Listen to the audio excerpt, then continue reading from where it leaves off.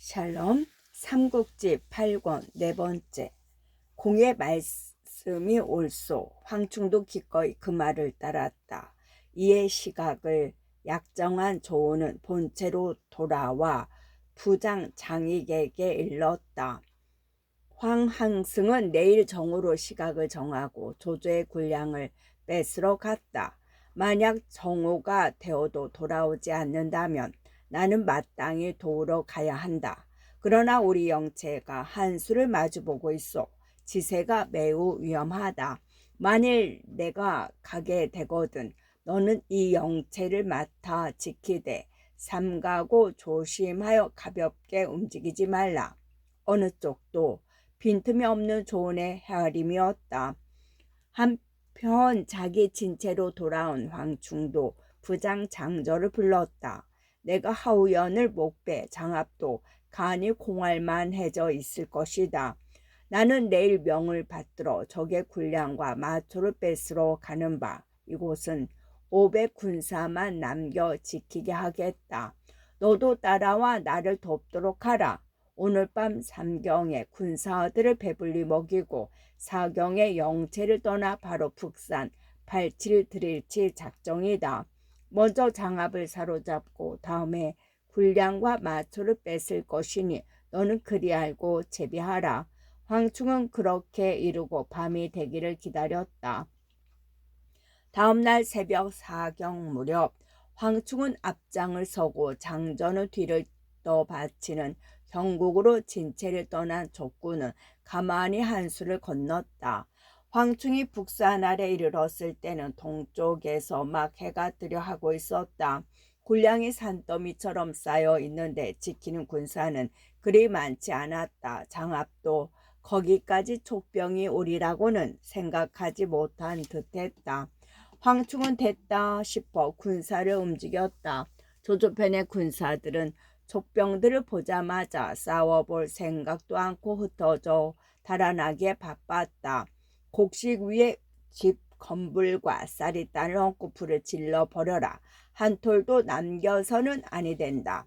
황충이 군사들에게 그렇게 영을 내렸다. 군사들은 그 영에 따라 모두 말에서 내렸다. 그리고 마른 풀이며 쌀이단을 곡식 더미에 얹고 막 불을 지피려는데 갑자기 한쪽에서 함성이 일었다. 장압이 어느새 알고 달려온 것이었다. 거기서 황충과 장압의 한바탕 어지러운 싸움이 벌어졌다. 하지만 미처 그 싸움이 반가름 나기도 전에 다시 서황이 이끄는 한때의 군마가 뛰어들었다. 전가를 들어안 조조가 급히 서황을 보낸 것이었다. 장압만으로도 어지간하던 황충은 서황까지 덤벼들자 곧 곤란한 처지에 떨어지고 말았다. 앞뒤로 적을 막을 꼴이 되어 이윽고 적병 한가운데에 에워싸여 버렸다. 부장 장저가 겨우 300기를 이끌고 애움을 뚫었으나 그도 멀리 가지는 못했다. 한참 정신없이 달아나는데 문득 한때의 인마가 달려나와 길을 막았다. 조조편의 장수 문빙이 이끄는 군사였다. 거기다가 등 뒤에서 다시 한때의 조조편 군사들이 쏟아져 나와 끝내는 장저마저 조조의 군사들에게 절통같이 에워싸이고 말았다. 이때 조우는 자기 편 진체에서 황충이 돌아오기만을 초조하게 기다렸다. 그러나 황충은 미리 약정한 정오가 되어도 돌아올 줄 몰랐다. 조우는 황충에게 무슨 좋지 못한 일이 벌어졌음을 직감했다.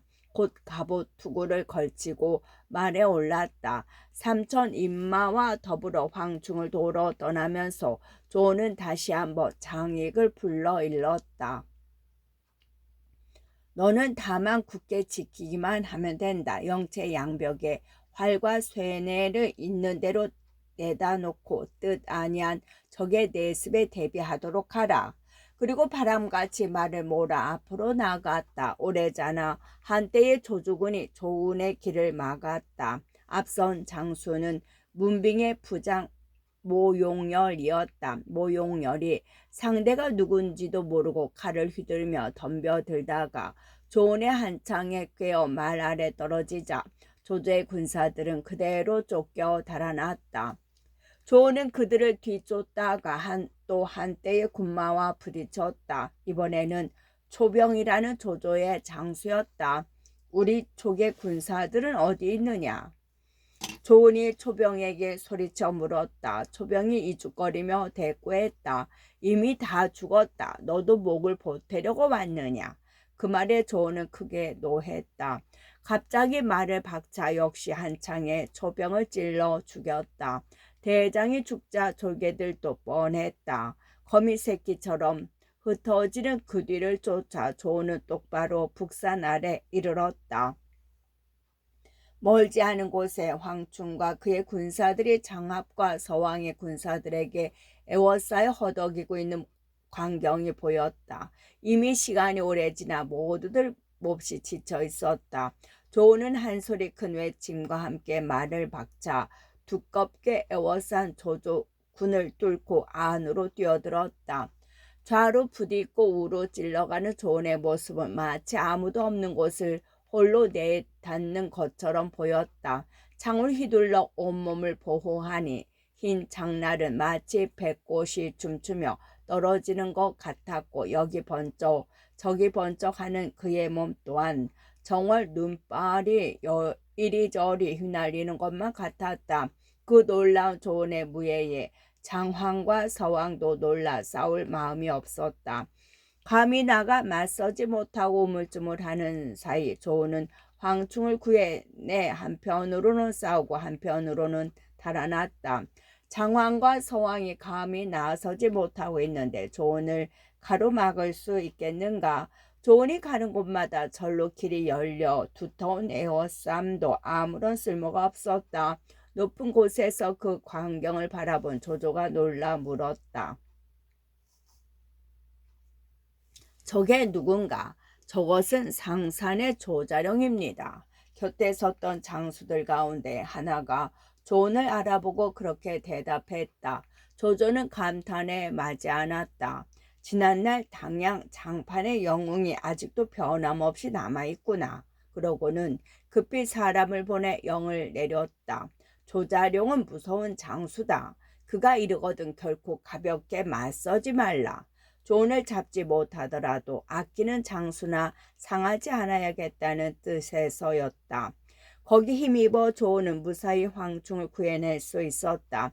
겨우 애움을 벗어났다 싶을 때 한 군사가 동남쪽을 손가락질하며 말했다.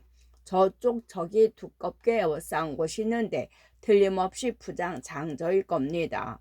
그 말을 들은 조은은 본체로 돌아가지 않고 다시 동남쪽으로 뚫고 들어갔다.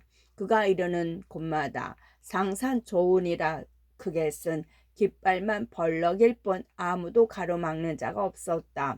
지난날 당양 장판에서 그의 용맹을 본 조조 군사들이 서로에게서 그걸 전해 듣고 모두 깃발만 보고도 달아나 버린 까닭이었다. 그 바람에 조은은 이번에도 큰 어려움 없이 장저를 구해냈다.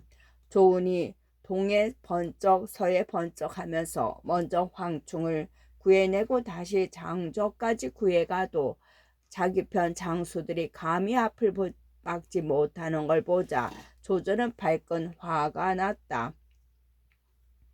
조금 전 스스로 내린 영도 있고 소리쳤다. 나를 따르라. 조은을 이대로 놔 보내서는 아니 된다. 그를 뒤쫓아 사로잡으라. 그리고 몸서 앞장서 조은을 뒤쫓았다. 조조가 저만큼 조은을 따라잡았을 때는 조은이 이미 자기 진채로 접어든 뒤였다. 조은의 부장 장익이 조은을 맞아들이는데 그 뒤로 자욱이 티끌이는 게 보였다. 그게 조조가 뒤쫓아 온 것임을 안 장익이 조은을 보고 말했다. 뒤쫓는 적병이 가깝습니다. 군사들에게 영을 내려 진체의 문을 닫고 정루에 올라 적을 맞게 하십시오. 그러나 조은이 씩씩하게 소리쳤다. 진체의 문을 닫지 말라. 그대는 내가 저 당양 장판에서만 한필 장한 자루로도 조주의 83만 대군을 지푸라기 본 듯한 걸 모르는가? 지금은 군사도 있고 장수도 있는데 또 무엇을 두려워하겠는가? 그리고 오히려 활과 손해를 든 군사들을 진체 밖에 받은 구덩이에 내몰며 영을 내렸다. 영체 안에 깃발을 모두 거두고 북과 징소리를 내지 않도록 하라. 거꾸로 조조의 군사들을 영체 가까이로 끌어들이려는 것 같은 배치였다. 그 자신만 말 한 필에 창 한 자루로 영문 밖에 서 있는 게 그 어느 때보다도 도전적이었다. 가장 앞서 조언을 뒤쫓아온 조조 쪽의 장수는 서황과 장압이었다. 날은 이미 저물어 오는데 조언이 진체 가까이에 이르러 보니 이상한 게 한둘이 아니었다. 상당한 군사가 있으리라 여겨지는 진체안은 깃발이 모두 내려지고 북소리 한번 들려오지 않았다. 그런데도 진체의 문은 활짝 열려있고 그 바깥에는 존 혼자서만 말 한 필에 장 한 자루로 우뚝 서 있지 않은가. 어찌 보면 허세를 부리는 것 같고 어찌 보면 일부러 허술하게 보여 자기들을 꿰어 드리려는 것과 같아. 서황과 장압은 갈피를 잡을 수가 없었다. 이에 둘은 감히 밀고 들어가지 못하고 조조가 오기만을 기다렸다. 그러나 뒤이어 그곳에 이른 조조는 그들과 달랐다. 조언이 많지 않은 군사로 허세를 부린다는 것이라 단정하고 장졸들을 재촉했다. 모두 앞으로 나가라. 어서 적의 진체를 휩쓸고 조언을 사로잡으라. 그 소리에 힘을 얻은 장졸들이 큰 함성과 함께 앞으로 밀고 나갔다. 그러나 조언이 그래도 꼼짝 않고 버티고 섰자 더러 겁이 나는지 이내 몸을 돌려 뒤로 쫓겨왔다. 보고 있던 조언이 문득 창을 들어 가볍게 한번 휘저었다. 그러자 진체 밖 흙구덩이 속에서 갑자기 활과 쇠뇌의 살이 조조군을 향해 쏟아졌다. 때는 이미 어두워지고 있어 족군이 많은지 적은지를 전혀 알 수가 없었다. 족군이 대수롭지 않은 줄로만 여기고 장조를 몰아댔던 조조는 그 뜻밖의 반격에 덜컥 겁이 났다. 조언이 허세를 부려본 게 아니라 오히려 자기들을 깨어드리려 했다고 믿고 그 먼저 말머리를 돌려 달아나기 시작했다. 조조가 그 모양이니 그 군사들도 뻔했다. 적의 세력을 알아보려고도 않고 모두 되돌아서서 달아나기 바빴다. 달아나는 조조의 등 뒤에서 갑자기 함성이 일며 북과 피리 소리가 요란해졌다.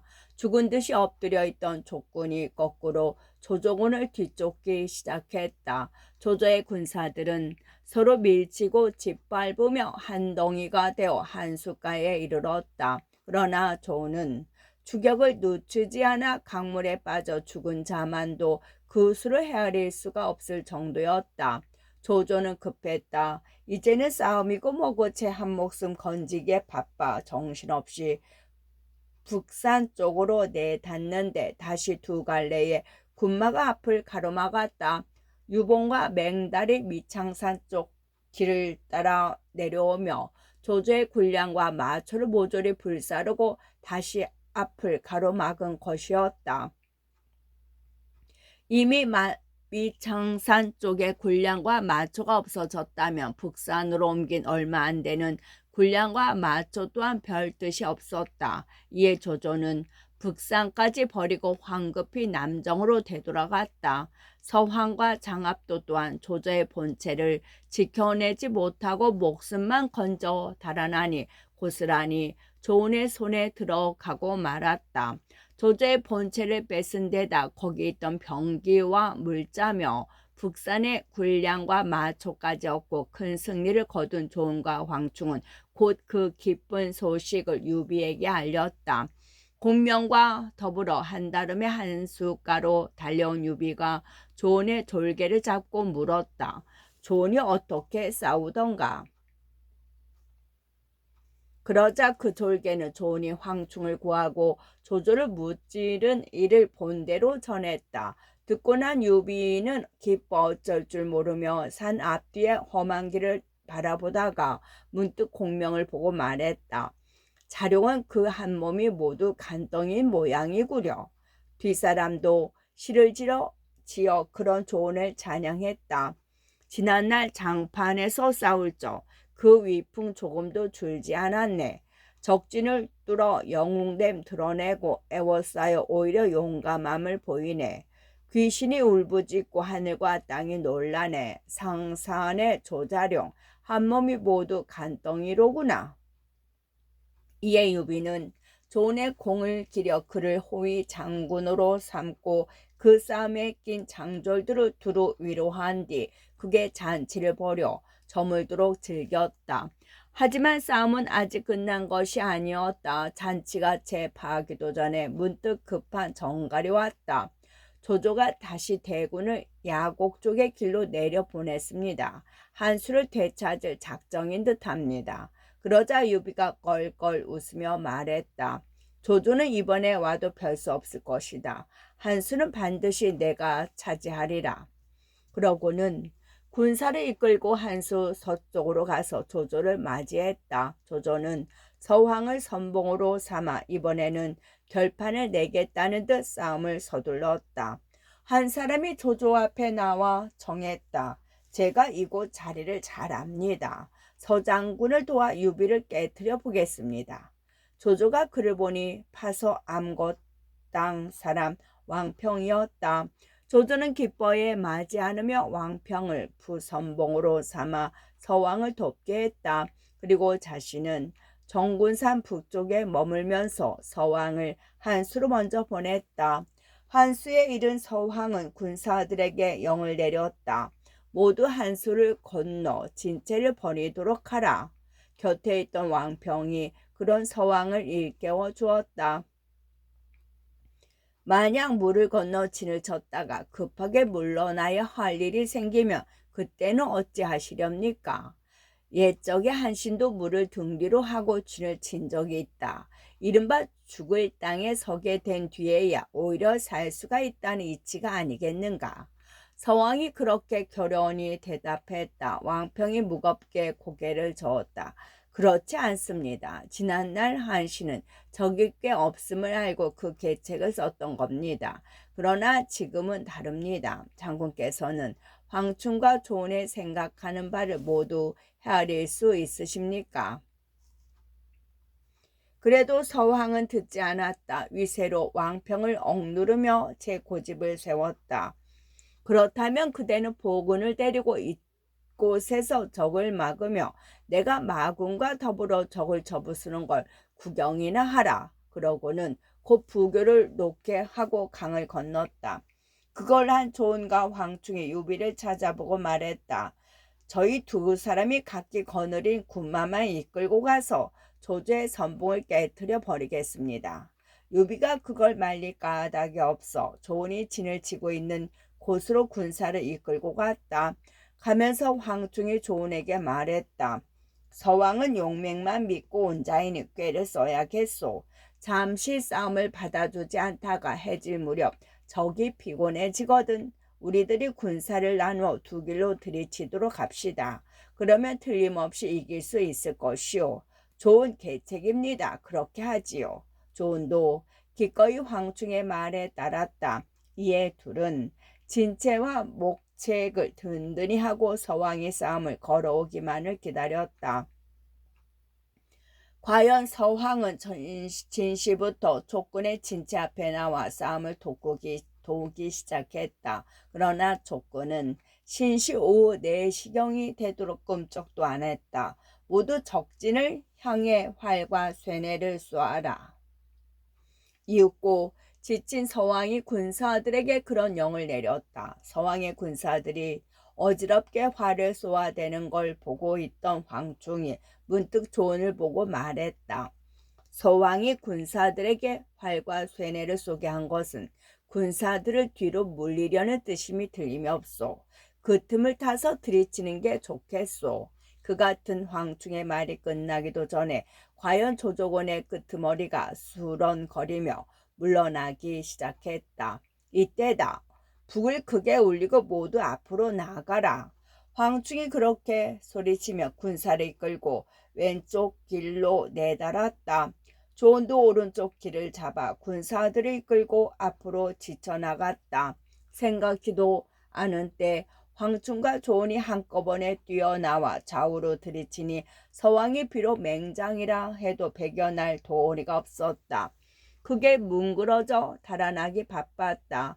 하지만 한수는 등치고 친진이라 물러나기조차 쉽지 않았다. 촉군에게 몰려 한수에 빠져 죽은 군사만도 그 수를 헤아릴 수 없을 정도였다. 죽기로 싸워 겨우 죽을 구덩이를 빠져나온 서왕은 물 건너 영체로 돌아가자마자 애매한 왕평을 잡고 꾸짖었다. 너는 어찌하여 우리 편 군세가 위태로운 걸 보고서도 구해주지 않았느냐? 만일 제가 구하러 갔더라면 이 영체나마 보전하기 어려웠을 겁니다. 그러기에 제가 뭐라고 했습니까? 물을 건너지 말라고 말씀드렸는데도 듣지 않으시더니 이 같은 낭패를 당하지 않으셨습니까? 왕평이 억울하다는 듯 그렇게 대꾸했다. 그러나 서왕은 더욱 성이 났다. 제 잘못은 있고 왕평이 대드는 것만 괘씸해 펄펄 뛰며 왕평을 죽이려 했다. 서왕의 두 번째 실수였다. 서왕의 억지에 앙심을 품은 왕평은 그날 밤 조조군의 영체 여기저기 불을 놓았다. 군사들이 놀라 허둥거리는 가운데 서왕까지도 황충과 조은이 쫓아온 줄 알고 놀라 영체를 버리고 달아나 버렸다. 왕평은 그 북색 틈을 틈타 한수를 건넌 뒤 조은을 찾아가 항복해 버렸다. 조은은 왕평을 반가이 맞아 유비에게로 데려갔다. 왕평은 유비를 만나 찾아온 경위를 밝힘과 아울러 한수의 지리를 자세히 일러주었다. 듣고 난 유비가 몹시 기뻐하며 말했다. 이제 왕자균을 얻었으니 한중을 차지하기도 어려움이 없겠구나. 그리고 왕평을 편장군으로 삼은 뒤 향도사로서 족군의 길잡이가 되게 했다. 한편 조조에게로 쫓겨간 서황은 제 잘못을 쑥 빼고 왕평의 배반만 몇 배나 부풀려 조조에게 일러 바쳤다. 조조를 믿고 보낸 왕평이 유비에게 투항해 버렸다는 소리를 듣자 크게 노했다. 몸소 대군을 끌고 한수에 있는 진체를 뺏으려고 달려왔다. 조은은 많지 않은 군사로 조조의 대군을 막아내기 어렵다 여겨 한수 서쪽으로 물러났다. 이에 양군 사이에 강물이 가로 놓이게 되어 잠시 싸움의 불길이 멎었다. 하지만 그리 오래는 계속되지 못할 병원이었다.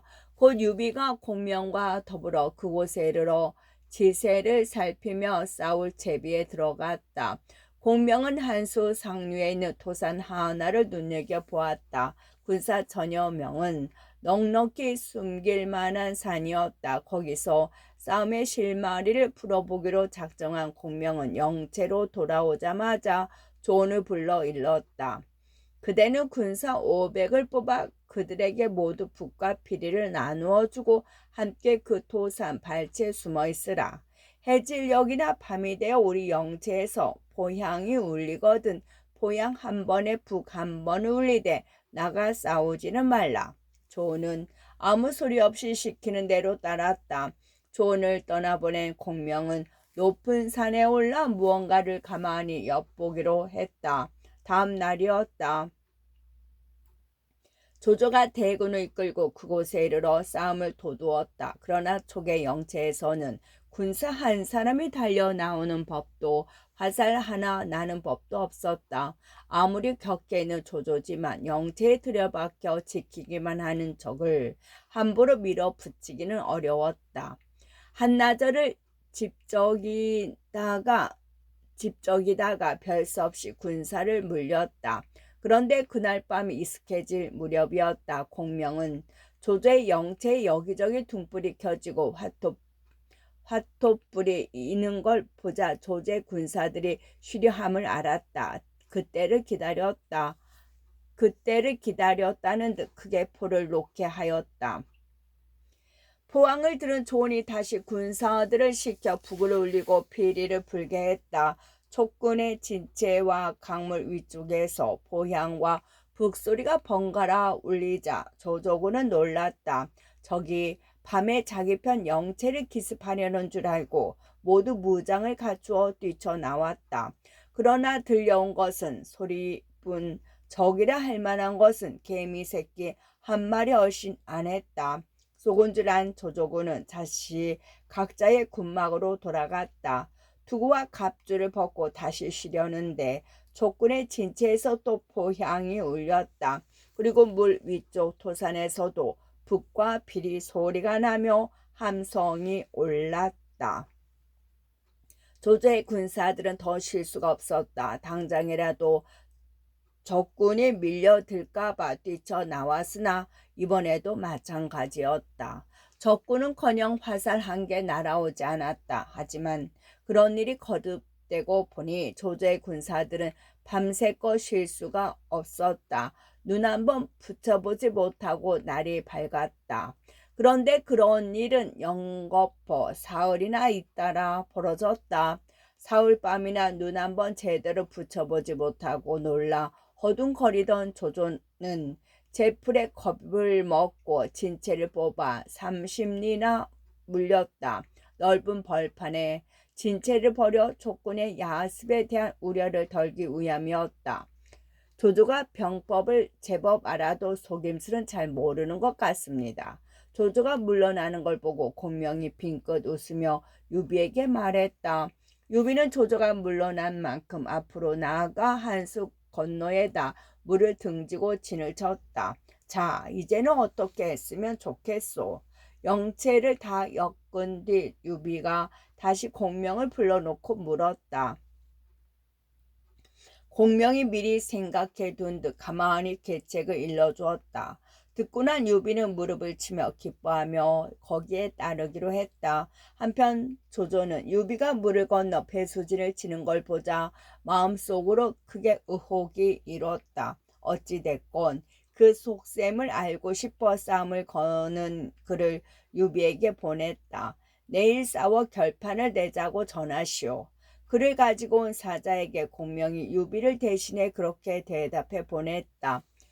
다음 날 양쪽의 군산 우 계산 아래에서 만났다. 동그랗게 마주 보고 진을 친 뒤 조조가 먼저 말을 몰아 문기 아래로 나왔다. 그 좌우에는 용봉을 수놓은 깃발이 삼엄하게 벌려서고 북소리가 요란하게 울리기 시작했다.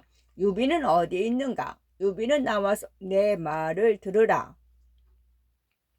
북소리가 3번 크게 울린 뒤에 조조가 그렇게 유비를 불러냈다. 유비는 유봉과 맹달을 비롯한 여러 장수들을 거느리고 나왔다. 조조는 유비를 채찍으로 가리키며 큰 소리로 꾸짖었다. 유비, 너는 어찌하여 은혜와 의리를 잊고 조정의 뜻을 거스리는 역적이 되었느냐? 나는 대한의 종친으로서 천자의 조칙을 받들어 역적을 치고 잘 따릅니다. 너야말로 위로 황후 만마를 해치고 스스로 왕이 되어 천자의 수레와 의장을 멋대로 쓰고 있으니 역적이 아니고 무엇이랴. 유비가 조금도 움츠려드는 기색 없이 오히려 조조를 그렇게 꾸짖었다. 그 말을 들은 조조는 발끈 성이 났다. 앞뒤 재보지도 않고 서왕을 불러 소리쳤다. 서왕은 무얼 하는가? 어서 저 키 큰 역적놈의 목을 가져오너라. 그러자 유비도 유봉을 내보내 서왕을 맞게 했다. 유비는 서왕과 유봉이 맞붙는 걸 다 보지도 않고 얼른 말머리를 돌려 진체 속으로 숨어버렸다. 유봉도 곧 자신이 서왕을 당해내지 못함을 알고 말머리를 돌려 달아나기 시작했다. 부쩍 힘이 난 조조가 저희 편 장조를 돌아보며 소리쳤다. 모두 앞으로 나가라. 유비를 사로잡는 자는 서천왕으로 삼으리라. 그 소리에 조조편 장졸들이 한꺼번에 함성을 지르며 앞으로 내달았다. 적병들은 그런 조조군의 기세에 밀려 진체를 버리고 한수 쪽으로 달아났다. 길 위에는 그들이 버린 병장기와 마필이 가득 널려 있었다. 조조의 군사들은 조아라 길 위에 벌어진 것들을 주워 챙기기 시작했다. 그걸 본 조조가 급히 징을 쳐 군사들을 거두게 했다. 되돌아온 장수들이 분하다는 얼굴로 조조를 보며 물었다. 저희들이 막 유비를 잡아들일 판인데 대왕께서는 어찌하여 군사를 거두셨습니까? 나는 두 가지 의심스러운 게 있다.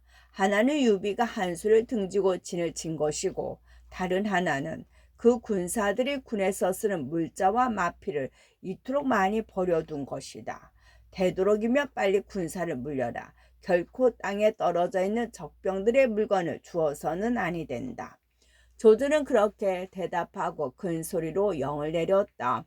함부로 길에 떨어진 것을 줍는 자는 목을 베리라. 어서 빨리 물러나도록 하라. 하지만 그 같은 결정이 바로 공명이 노리던 바였다. 조조의 명을 받던 그 군사들이 막 물러나려 하는데 멀리서 그걸 살피던 공명이 문득 깃발을 번쩍 들어올리게 했다.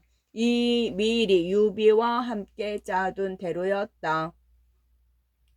유비가 그 깃발을 보기 무섭게 중군을 휘몰아 조조 쪽으로 지쳐들고 그 왼쪽에서는 황충이 그리고 오른쪽에서는 조은이 또한 각기 군사를 몰아 조조를 덮쳐왔다. 대쪽을 쪼개는 듯한 기세로 몰려드는 족병들을 맞자 그렇잖아도 조조의 급작스런 후퇴령에 흔들리던 조조의 군사들은 그대로 뭉그러져 달아나기 시작했다. 조조의 지나친 헤아림이 오히려 자기 장졸들에게 두려움을 심어준 까닭이었다. 모두 남정으로 물러나라. 저기 가서 다시 전열을 가다듬으리라. 급해진 조조가 그런 영을 내렸으나 공명의 손길은 이미 거기까지 뻗어 있었다. 남정으로 가는 5갈래 길이 모두 일부러 지른 듯한 불로 막혀 있는 것이었다. 유연과 장비의 짓이었다. 어만이 낭중으로 오자 그에게 그곳을 맡기고 그들 둘을 길을 나누어 조조가 없는 남정을 빼앗아 버렸다. 깜짝 놀란 조조는 얼른 말머리를 바꾸어 양평관으로 달아났다. 유비는 대군을 몰아 그런 조조를 뒤쫓으며 남정 포주에까지 이르렀다. 원래 조조에게 속했던 땅이라 놀란 백성들을 안심시킨 다음 유비가 공명에게 물었다. 조조가 이번에 와서 이토록 쉬싸움에 지고만 까닭이 무엇이오? 그러자 공명이 빙그레 웃으며 대답했다. 조조는 사람됨이 의심이 많습니다. 비록 병법에 능하다 해도 의심이 많으면 싸움에 지기 쉽습니다. 저는 이번에 조조의 그 의심을 건드려 이길 수 있었지요. 이제 조조는 물러나 양평관을 지키고 있습니다만 형세는 이미 매우 외롭소. 선생은 앞으로 어떻게 그를 물리치려 하시오? 유비가 다시 그렇게 물었다. 공명은 그것도 이미 생각해둔 게 있는 듯했다. 제가 벌써 헤아려 둔 바가 있습니다. 그렇게 말하고는 곧 장비와 위원을 불러 알렸다.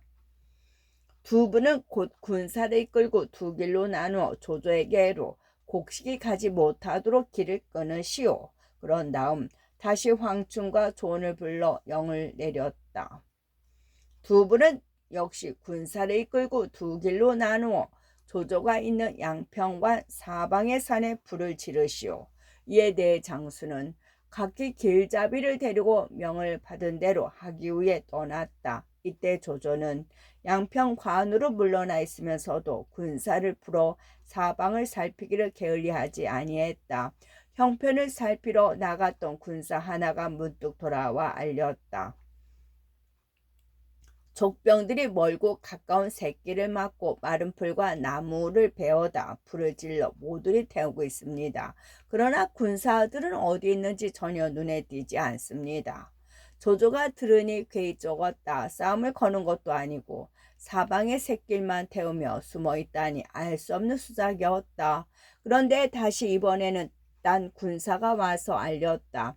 장비와 위원이 군사를 나누어 우리 편의 군량을 빼앗아 가고 있습니다. 그제서야 조조는 공명의 뜻이 대충 짐작이 갔다. 그대로 두어서는 안 되겠다 싶어 둘러싼 장수들을 돌아보며 물었다.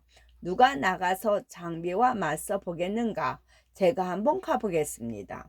허저가 씩씩한 목소리로 나섰다. 조조는 기꺼이 허락하고 그에게 1,000군마를 주어 양평관으로 들어오는 군량과 말먹이 풀을 맞아오게 했다. 군량을 운반해 오던 해랑관은 다른 사람도 아닌 허저가 직접 군사를 이끌고 오자 몹시 기뻐했다. 그도 그럴 것이 허저는 조조가 가장 아끼는 장소로서 언제나 곁에 두고 부렸기 때문이었다. 만약